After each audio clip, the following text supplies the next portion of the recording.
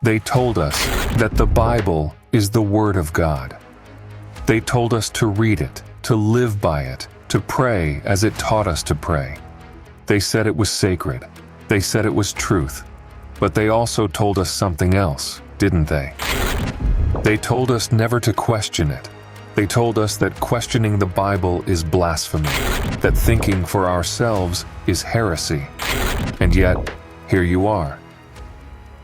The YouTube algorithm brought you here, to this channel, to this day. You have been chosen to think, chosen to question, and chosen to see through the greatest lie we have ever been told. Because I know what they don't want you to know. I know what they would never tell you about the Bible. They would never tell you that the Bible does not reveal God in the beginning. It reveals Elohim. But who or what is Elohim?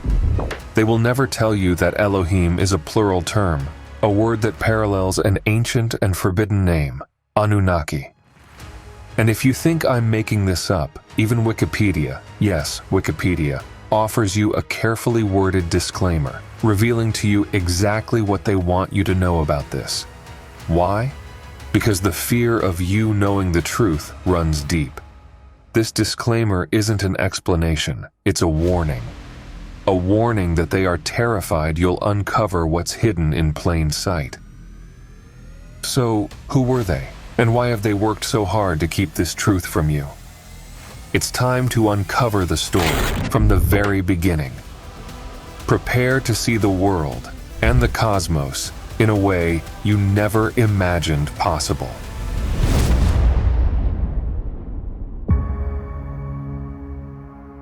To understand the story of the Anunnaki, we must first turn to the ground beneath our feet. The truth, as it turns out, has always been buried there, hidden for millennia, waiting for someone brave enough to uncover it. It all began in the mid-19th century, when a wave of archaeological exploration swept through the ruins of the ancient world in Mesopotamia, a land we now know as modern-day Iraq. What they uncovered in those sands would rewrite our understanding of history forever. One of the most extraordinary finds was the Library of Ashurbanipal in the ancient city of Nineveh.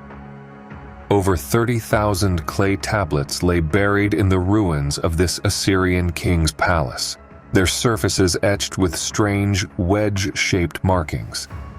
At first, no one knew what to make of them. Were they mere decorations? Primitive symbols from a forgotten people? Or something more? For decades, the mystery remained unsolved. Then, scholars like Sir Henry Rawlinson began deciphering the markings, and slowly, the veil of ignorance lifted. These markings, known as cuneiform, were far from random. They were the written language of ancient Sumer, Babylon, and Akkad. Suddenly, the ancient world began to speak. What it had to say, however, was not what anyone expected. At first, the contents of these tablets seemed mundane. Lists of goods, business transactions, legal agreements, and royal decrees. But then, deeper within the archives, something far more significant emerged. These were stories. Stories of creation, stories of floods, stories of kings who ruled not for decades, but for millennia. As the translations continued, scholars were struck by how familiar these narratives sounded. These weren't just stories, they were echoes of the same tales we find in the Bible. But here's the key: these stories were older, much older. They predated the Bible by thousands of years, and they spoke of something the Bible does not. These texts didn't tell of a single divine creator, as the Bible does. Instead, they told of powerful beings who came from the heavens to shape the fate of humanity. These beings had a name. The Sumerians referred to them as the Anunna, while the Akkadians called them the Anunnaki. But who were the Anunnaki? Were they gods, as ancient texts suggest? Or could they have been something else entirely? Something more tangible, more real? What exactly do these ancient tablets reveal about them? What was their purpose here on Earth? These questions have haunted scholars, theologians, and truth seekers for generations. And yet, as we'll discover, the deeper we dig, the stranger and more unsettling the answers become. The story doesn't end with the Library of Ashurbanipal. It was only the beginning.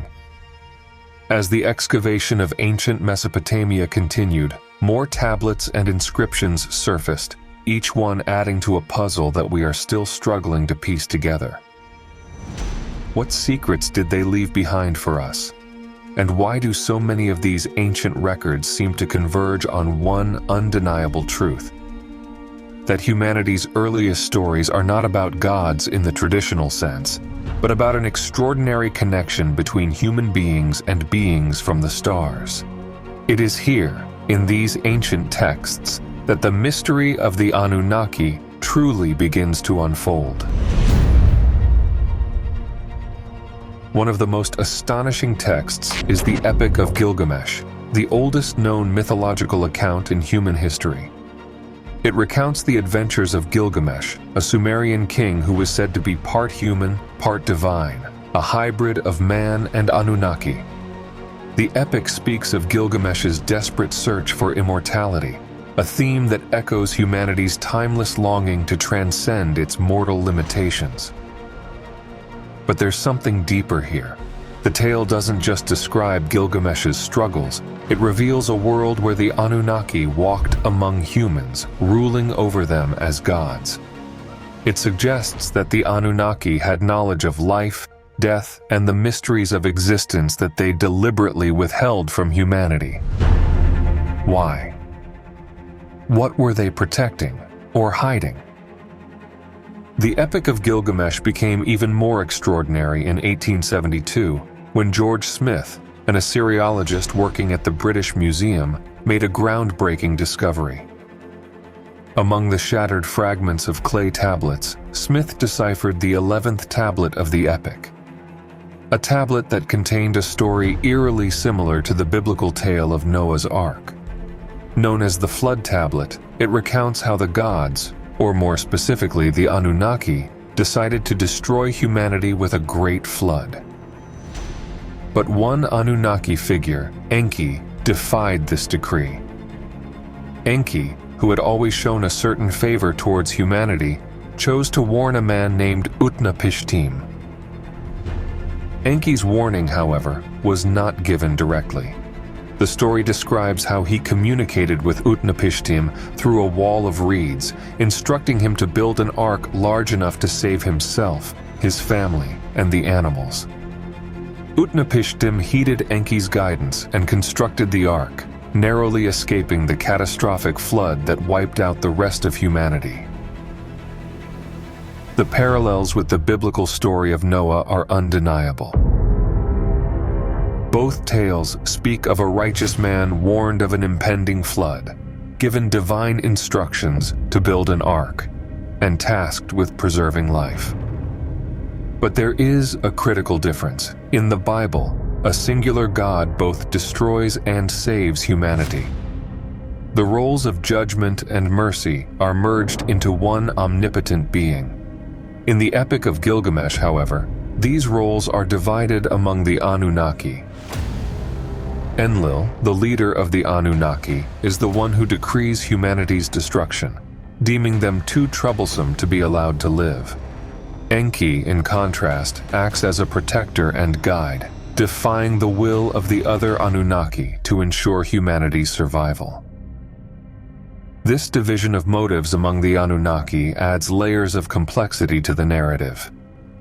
It forces us to ask, were the gods of Sumerian myth truly benevolent, or were they as divided and flawed as humanity itself?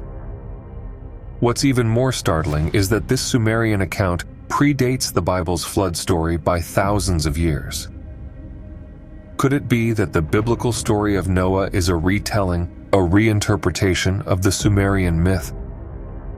And if so, why would the Bible obscure the involvement of multiple beings and reduce them to a singular God? What might have been lost or deliberately erased in this translation? But this isn't the only ancient flood narrative that connects the Anunnaki to humanity's survival. There is another myth, one that helps us piece together this puzzle further. The Epic of Atrahasis. In the Atrahasis, we find yet another tale of a great flood, one that also predates the Bible's narrative by millennia. The story begins with the Anunnaki growing increasingly frustrated with humanity. Unlike the Bible's moral framing, this frustration has little to do with human sin or divine justice. Humanity, in the eyes of the Anunnaki, had grown too numerous, too noisy, and too difficult to control. The flood, therefore, was not an act of punishment or purification. It was a calculated move to solve what the Anunnaki saw as a practical problem: overpopulation. Yet once again, Enki emerges as the protector of humanity. He defies the council of the Anunnaki to warn Atrahasis, instructing him on how to construct a vessel capable of preserving life. It's the same familiar structure: a chosen man, a divine warning, a flood, and a vessel to save humanity. Sound familiar? It's the same story retold in the Bible as the tale of Noah. But here's the crucial difference. In the Bible, we are taught to see the flood as an act of divine justice. In the Sumerian versions, it's a much more practical, almost coldly calculated decision. The flood wasn't sent by an omnipotent God to punish sin or cleanse the earth. It was an act of control, a way for the Anunnaki to maintain balance and power over the humans they had created. These parallels between the Epic of Gilgamesh, the Atrahasis, and the Bible are too striking to ignore. They challenge us to rethink not only the origins of these stories, but the motivations of the beings they describe. If the Anunnaki truly played a role in shaping early humanity, what was their ultimate goal? Were they caretakers, oppressors, or something in between?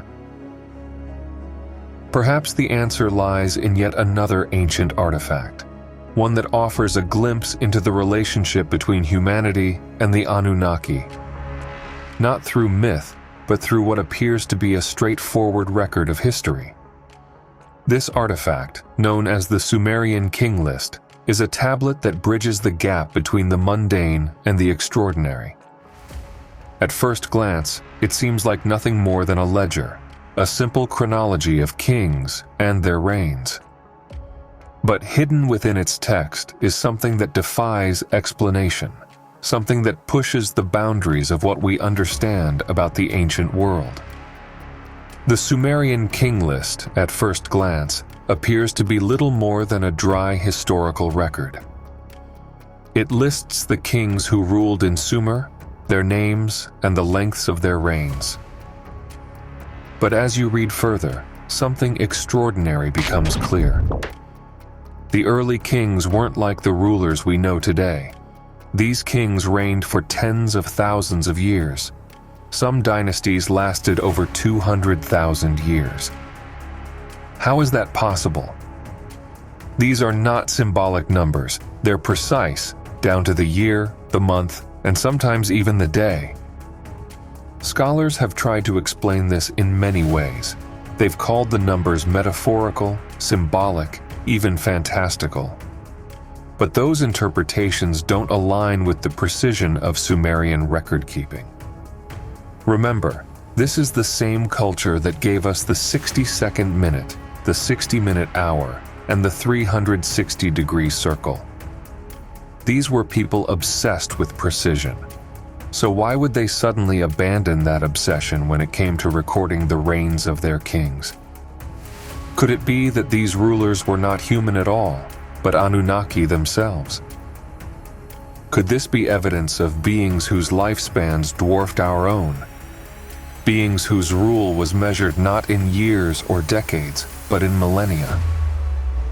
The deeper we dig into these texts, the clearer it becomes. The Sumerians weren't writing mythology, they were recording history. a history of contact with beings who came from the stars.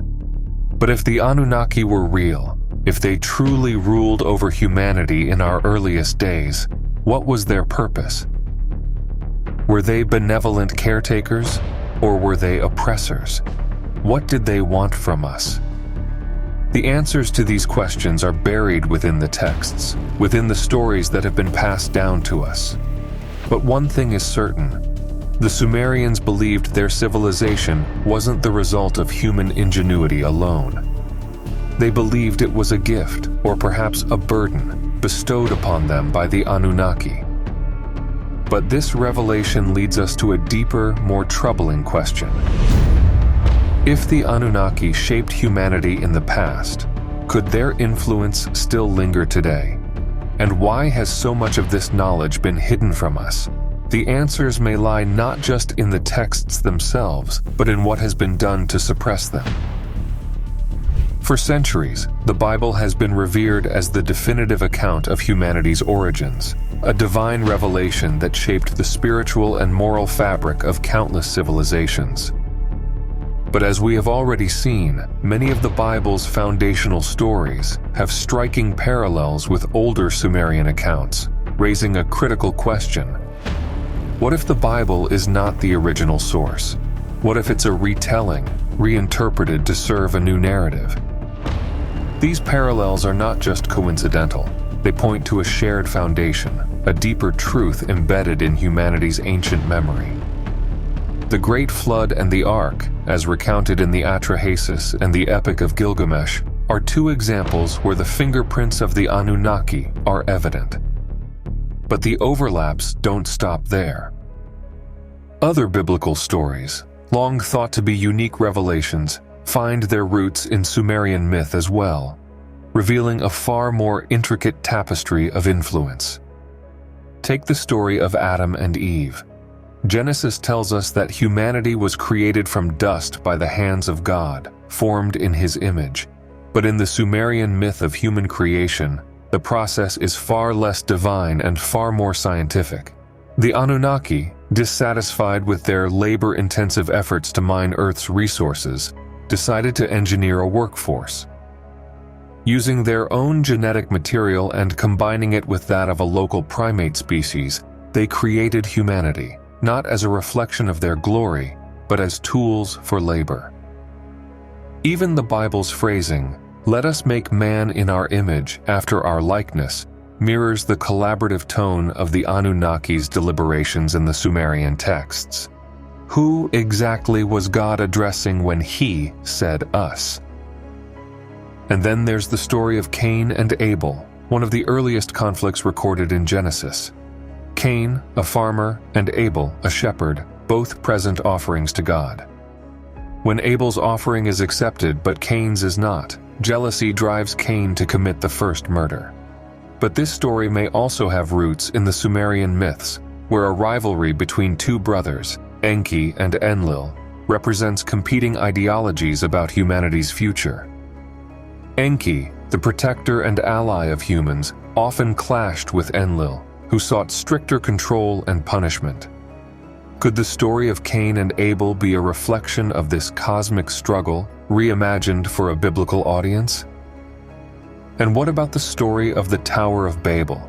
The biblical account describes humanity united under a single language, attempting to build a tower that reached the heavens.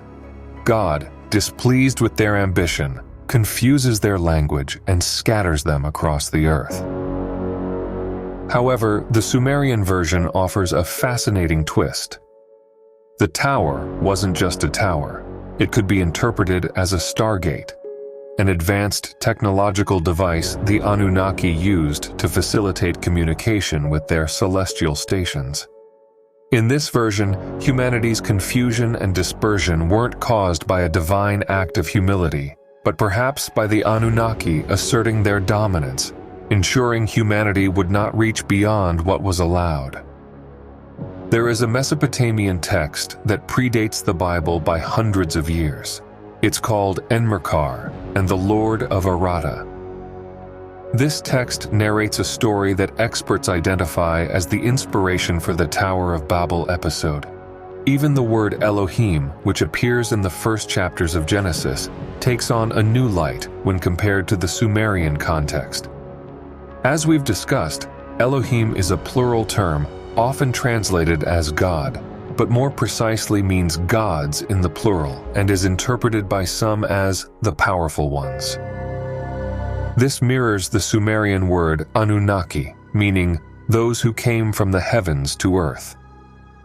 Both terms describe a collective of beings rather than a singular deity, prompting us to ask, could the Elohim of the Bible and the Anunnaki of Sumerian tradition be the same group of beings, remembered and reinterpreted through different cultural lenses? But here's where it becomes even more fascinating. The Sumerian texts are far more specific than the Bible when it comes to the nature of these beings. The Anunnaki weren't omniscient or omnipotent. They had personalities, conflicts, motives, and limitations.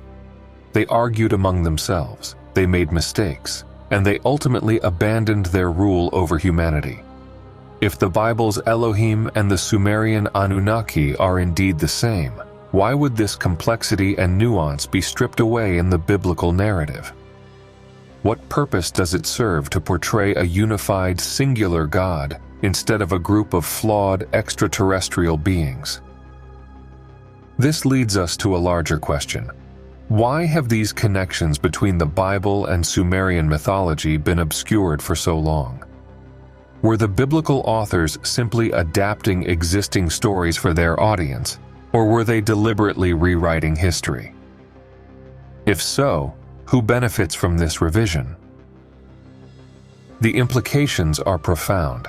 If the foundation of modern religion is built on reinterpretations of Sumerian mythology, then our understanding of divinity, creation, and humanity's role in the cosmos may need to be re-examined. And as we continue to connect these dots, it becomes increasingly clear that the Sumerians didn't see their myths as metaphorical. They believed they were recording history, a history of contact with beings who descended from the stars. But the Sumerians weren't the only ones.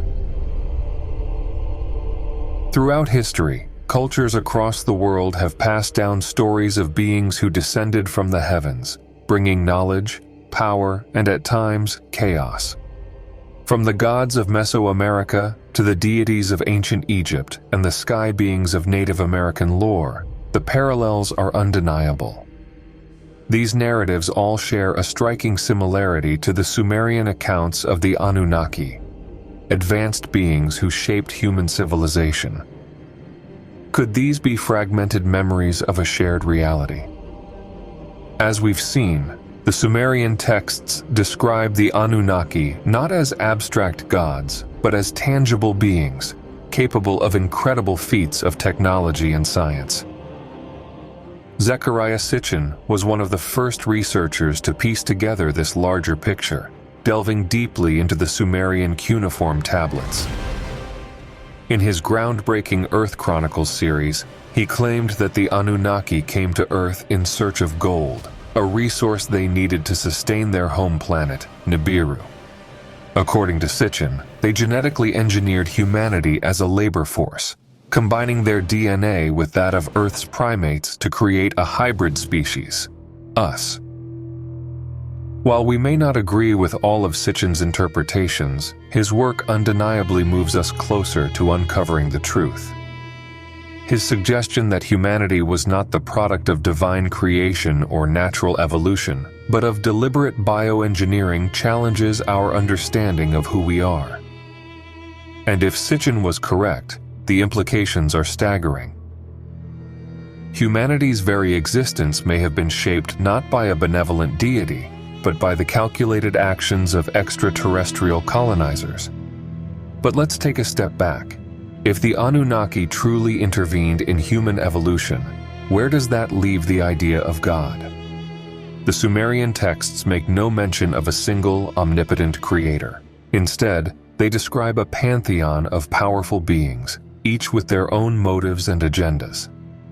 And yet, in recounting the Anunnaki narrative, Sitchin introduces a figure known as Galzu, a mysterious messenger sent by the creator of all. Galzu, Sitchin claimed, intervened at critical moments in the Anunnaki story, guiding figures like Enki to preserve humanity and reminding the Anunnaki that they were ultimately answerable to a higher power. But here's the problem. The name Galzu does not appear in the original Sumerian texts. It is an interpretation, one that raises more questions than answers. If Galzu did not exist in the Cuneiform tablets, does that mean Sitchin was wrong about the creator of all? Or was he pointing us toward a truth that lies hidden between the lines? This brings us back to the question that has haunted humanity for millennia. If beings like the Anunnaki played a role in shaping our origins, where is God? Is there a divine presence in the universe, a force beyond the physical that orchestrates life and consciousness? Or have we simply mistaken advanced beings for gods, attributing divine power to what was, in reality, technological superiority? The answer may not lie in the texts alone. It may be found in the echoes of these stories that persist across cultures. From the pyramids of Egypt to the temples of the Maya, from the legends of the Zulu to the star myths of Australia's indigenous peoples, there is a common thread: beings from the heavens intervening in human affairs. Were these beings the same Anunnaki described by the Sumerians, or were they part of something even greater? This question is at the heart of humanity's search for meaning. It forces us to confront not only the possibility of extraterrestrial involvement in our past, but the nature of the divine itself. If we were created by the Anunnaki, then what lies beyond them? If they were the engineers of our physical form, could there still be a higher force that gave us our spark of consciousness, our longing for transcendence, and our ability to question? Perhaps, as Sitchin suggests with the mention of Galzu, there is a creator of all, a force beyond the Anunnaki. But if that is true, why does this creator remain so distant, so hidden? Why do the ancient texts, from Sumer to Egypt to the Bible, speak of gods who are flawed, conflicted, and often far removed from the divine perfection we associate with the idea of God? This brings us to a critical turning point. If the Anunnaki were real, and if they truly shaped the course of human history, then their story is not just about the past, it is about the present. It is about the divine within the universe and the divine within us. What if the key to understanding the Anunnaki and the creator of all lies not in looking up to the heavens, but in awakening the divine spark they may have left behind? To explore this idea, we must turn to one of the oldest creation myths from Mesopotamia, the Enuma Elish, the 7 tablets of creation.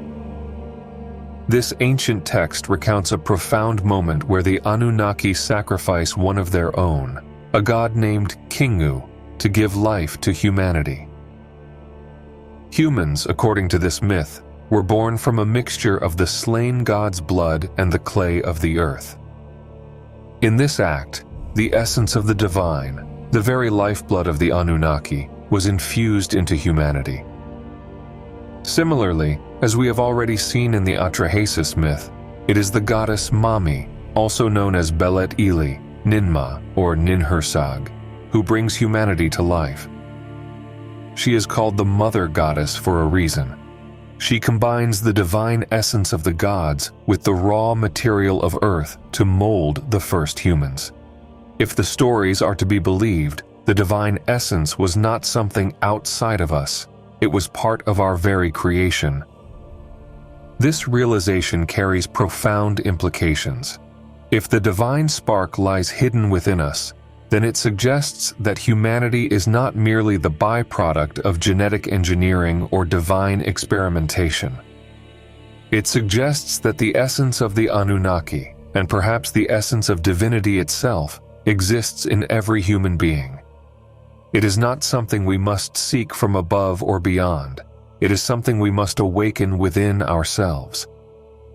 I do believe in God, but not as a man sitting on a throne, nor as a superhero descending from the heavens. I believe in God as energy, as frequency, as the very force that animates the cosmos and sustains all life. God, to me, is not an individual, but a field of energy that permeates the universe, connecting all things and all beings.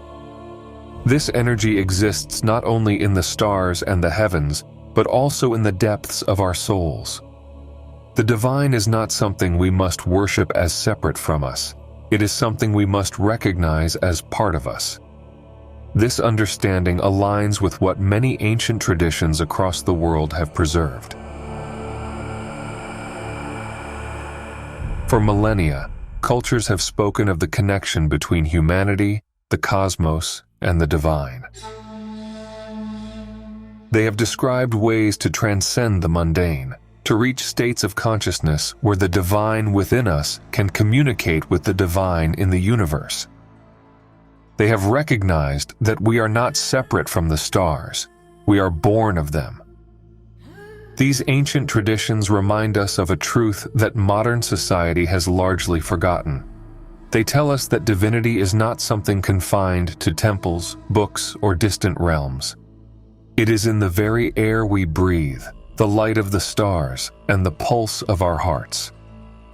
By reconnecting with this divine essence, we can rediscover not only our place in the cosmos, but also the limitless potential that lies within us. If we reconnect with the divine spark within, we can break free from the limitations that have been imposed on us, limitations of fear, submission, and division. Imagine a world where we no longer look to external forces to define our worth, where we unite as a species and harness the potential that has been dormant within us for millennia. This is not just about understanding the past, it's about transforming the present and reclaiming our future.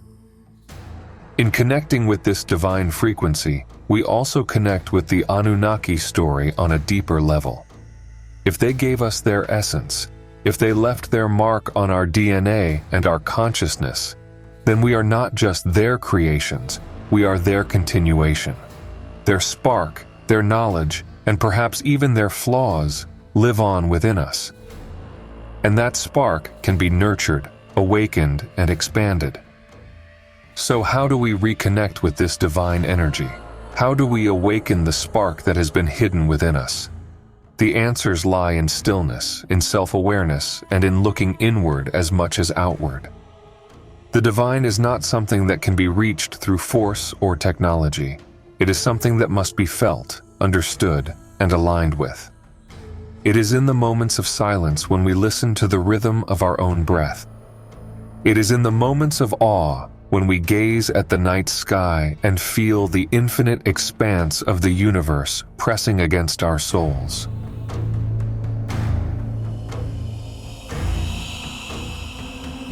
The Anunnaki may have left us long ago, but their influence remains. And perhaps their greatest gift was not the systems they created, nor the civilizations they shaped, but the divine spark they left hidden within us, a reminder that humanity is more than what we see on the surface. Yet, if this spark resides within us, if this truth is so powerful, we must ask, why has it been hidden from us for so long? Why does the Bible, revered as the ultimate guide to truth and spirituality, obscure this knowledge? Why does it reduce the complexity of the Elohim, a plural term that mirrors the Anunnaki, to a singular God, masking the idea of beings who walked the earth, who ruled as kings and gods, not because they were divine, but because they were superior? Why does it fail to tell us that the God who created man and then walked in the Garden of Eden, the one who destroyed with the flood and scattered humanity at Babel, may not have been an all-powerful creator, but beings with motives of their own. What if the Bible was rewritten, not to reveal the truth, but to control it? To consolidate the fragmented stories of humanity's origins and reshape them into a narrative that served the interests of those who wielded power. After all, if humanity was taught that its creators were flesh and blood beings, flawed and fallible, wouldn't that disrupt the divine authority of religious institutions?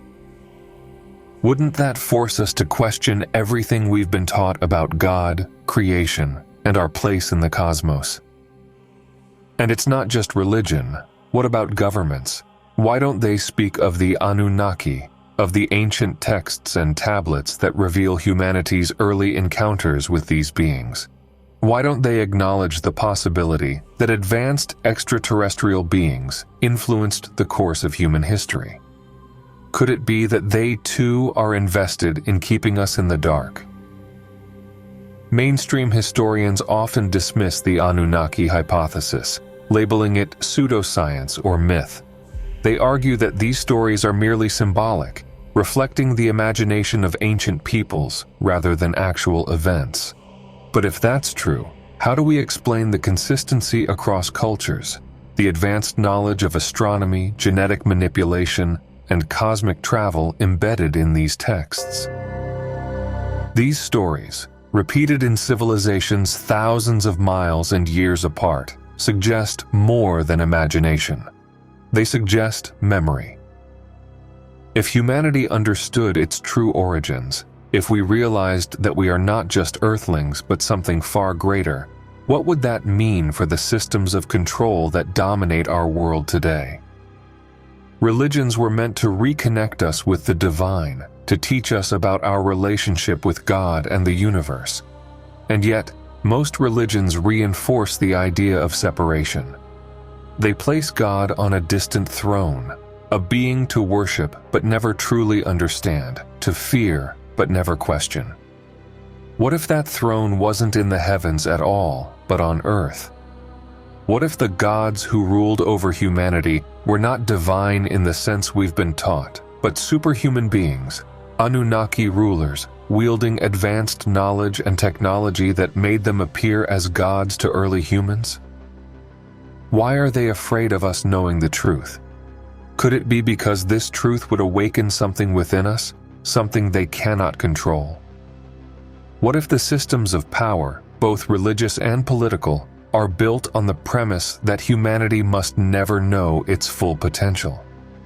That we must remain disconnected from the divine spark within us, from the energy that ties us to the universe, from the truth of who we are. If we knew the truth, we might realize that we are not inferior, not broken, not in need of salvation from an external force. We might realize that we are already connected to the divine, that the power to shape our destiny lies not in the hands of gods or institutions, but within ourselves. That the systems of control, of fear, of guilt, of submission, are illusions designed to keep us from reclaiming what was hidden in us from the very beginning. This is the ultimate question. What are they so afraid of? Is it that we might break free from the idea of needing intermediaries to reach the divine? That we might stop looking to kings, priests, and governments for answers and start looking within? If humanity truly understood its origins, if we understood that we carry the essence of the divine, that we are in a way descendants of gods, what kind of revolution would that spark? Perhaps the greatest fear of those in power is that humanity would no longer submit. That we would stop worshiping the systems they created and start creating systems of our own. That we would stop looking to the heavens for salvation and start finding it in the divine spark within us. This is the secret they don't want you to know. This is why the story of the Anunnaki is suppressed, why the fragments of truth buried in ancient texts are ridiculed, ignored, or rebranded as mere myth. Because if you knew, if you truly understood, then the systems of power and control that have ruled for thousands of years would crumble. And maybe that's exactly what needs to happen. These are not easy questions. They challenge everything we've been taught, everything we believe about who we are and where we come from. But you were chosen to see this, to ask these questions, to explore what others are too afraid to confront. And once your eyes are opened, there is no going back. So now the choice is yours. Will you walk this path of discovery? Will you seek the answers that have been hidden from us for millennia? Because this is not just the story of the Anunnaki. It is the story of you. It is the story of humanity. And perhaps it is just the beginning. I invite you to continue your search for the truth by choosing one of the other videos appearing on the screen for you. Make sure you're subscribed to the channel and have activated the notification bell so you won't miss the upcoming videos. Don't forget to share your opinion in the comments so we can have a healthy debate on the topic. I'll see you in the next video.